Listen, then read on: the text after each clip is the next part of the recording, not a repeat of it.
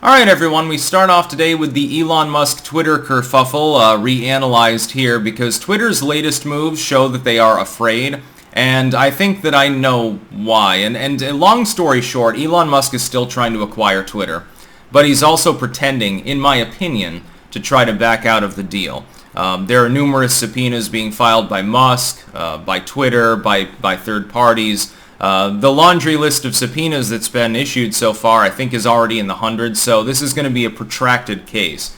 I think that Elon Musk still wants Twitter, but I don't think that he wants to pay the full $44 billion, and he's found his loophole in order to make that happen.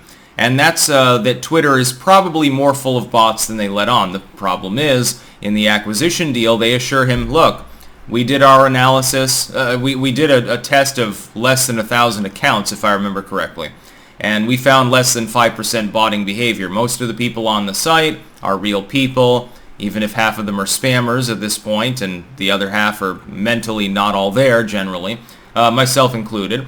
You're using Twitter. It's the dumpster fire site. What more do we need to say? I think that Elon Musk wants to maneuver into a legal position where he can say they are in breach of the agreement because they assured me it was less than 5% of the people on site that weren't actually people, and I can prove that it's 6%. It doesn't have to be a draconian number. It can be slightly higher, 6%, 7%, something like that, as long as it's more than they assured him that it was. And their sampling methodology was extremely limited, so that's very, very likely to be the case. He can then claim a breach, and he can say, look, I'm walking away from this. Twitter will beg him in the end to buy them out. And he'll say, oh, all right, but I'm not paying $44 billion. I'll pay $35 billion. Or something like that. He'll, I think, still gobble up the site at some point, but he's playing the patient long game, and he just wants to not pay as much. When you're dealing with that much money, you may think, well, $44 billion is a huge amount. You know, he's very rich. He could feed all the poor in the world. Just like they could have done if they didn't pass the CHIPS Act, by the way. Bernie Sanders rambling about that right now. Well, if he lowers that to $40 billion, it's not a huge change in the amount that he pays until you look at the absolute number and realize that's $4 billion fucking dollars. And a judge may force that to happen.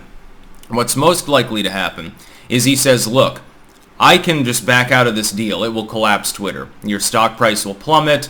You'll be all in the news, and it'll be entirely negative. And only the leftoids will be happy because evil Elon Musk is not acquiring your site. Or we can go into this back room here, and our lawyers and ourselves can discuss this matter. And I will give you a much lower number than I originally gave you for what I will pay for your site. Otherwise, I'll just walk, and I'll fuck you in the ass. I think that's what he intends to do. Link in the description archived, of course. Why would I suspect that Twitter was being nervous and playing on the defensive right now? They're threatening to remove access to their site from Bot Sentinel. Now, to be clear, neither Bot Sentinel nor any other machine learning, algorithm, blah blah blah, bot testing site actually is going to be perfect. But what if Elon Musk gets material from them? And they all generally agree that it's more than 5% bots. What if they agree that it's 7%? Again, it doesn't have to be a draconian number. The problem is he can show that in court and tell the judge, look, they told me that this was pertinent to me signing off on this contractual agreement to buy their site for $44 billion. They told me that less than 5% of the activity on the site were related to bots, to spammers.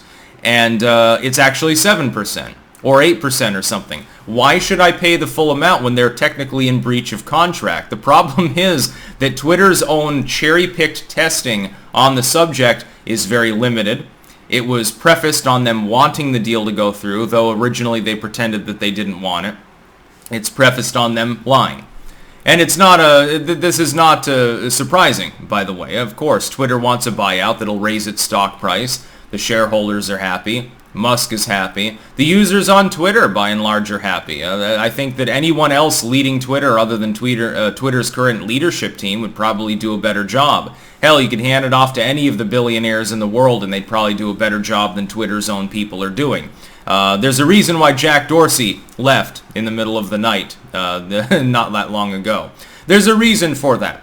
I think that he smelled smoke, he assumed that there'd be fire, and he got out while the getting's good, and now he gets to sit there with hundreds of millions of dollars and doesn't give a fuck. They're on the defensive. They would not be threatening to remove access to their data from a site that tests for bots, even if it's flawed, unless they worried that they would find out that it's actually more than that magical 5%, therefore giving Elon Musk another reason to go up before the judge, hand him a piece of paper and say, look, I don't need to pay $44 billion. They've already breached the contract. And therefore, by the way, Elon Musk's subsequent behavior, technically in breach of contract, Twitter complaining about him doing poop emojis and stuff, goes bye-bye. It no longer matters because Twitter superseded him. They already breached it.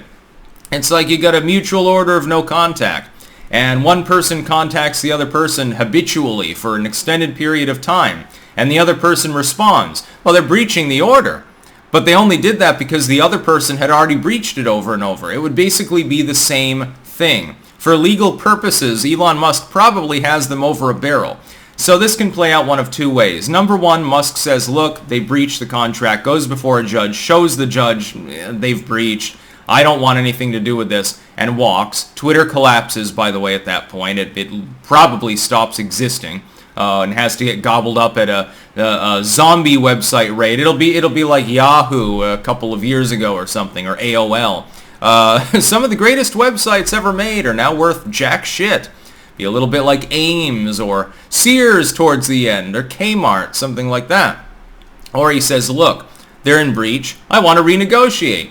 That's all I'm asking for. I still want Twitter, but I'm not paying you that much money. Yeah, don't worry, you'll get your golden parachute. You know, I can shit $1 billion this morning and I won't even miss it.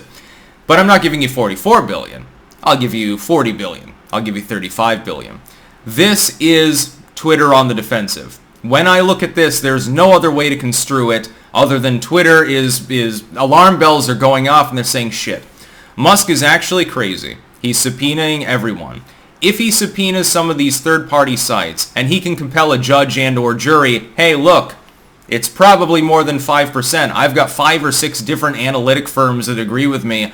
The only thing countermanding that is Twitter's own internal testing, and it's an extremely low sample size. And Twitter, here's the thing. If Twitter knows that it's more than 5% and is simply trying to hide that fact to get lots and lots of money, of course they're going to limit their testing. It would explain what Twitter had done prior.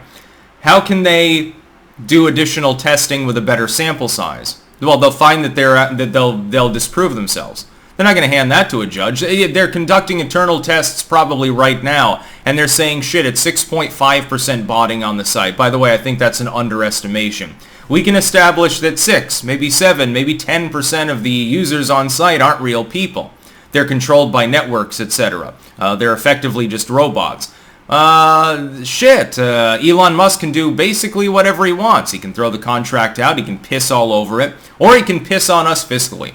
I think that they're extremely defensive right now. There's a reason for this. They wouldn't be doing this just out of the blue. Not at this particular time. Put 2 and 2 together, Elon Musk has them really goddamn worried. And keep in mind, he can simply buy the site. He could drop the case right now and say, okay, Twitter's mine. And the next day, Twitter is effectively his. It would once you cross the T's and dot the I's. The fact that he doesn't want to do that, in my opinion, because he's so rich, is probably more because of money than because he doesn't want Twitter. But we'll see what happens. And again, it is a no-lose scenario for people like me. Either Twitter gets fucked in the ass, and all of those new tech sites that are used as alternatives suddenly skyrocket, by the way, Gab, Parler, Getter, etc.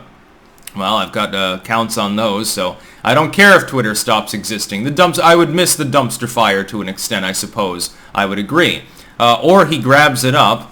The TOS hopefully is reformed to some degree, to a mild degree. The site is better, and it grows.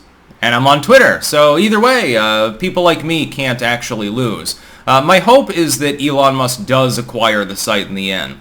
My hope is that he crucifies the people leading Twitter in the process, because it'll look really, really good for content creators as well when the people that have been censoring them for years and years for stupid reasons suddenly get their comeuppance in court.